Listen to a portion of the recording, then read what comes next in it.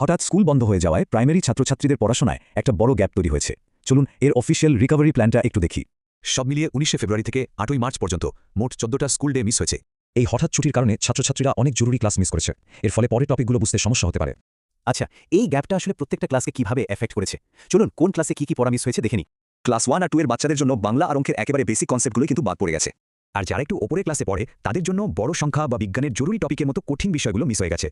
তো এই লার্নিং গ্যাপটা পূরণ হবে কিভাবে? এর জন্য কিন্তু একটা পরিষ্কার 4 স্টেপের অ্যাকশন প্ল্যান আছে।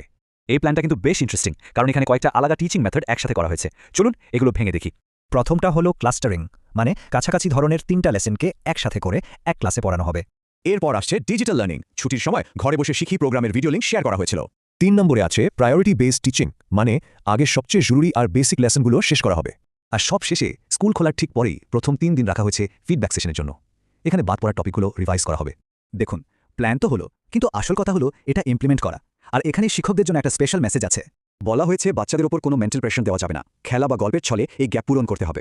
রিকভারি প্ল্যানটা একটা ভালো ফ্রেমওয়ার্ক দিচ্ছে ঠিকই, কিন্তু প্রশ্ন হলো এটা কি আসলে লার্নিং গ্যাপটা পুরোপুরি পূরণ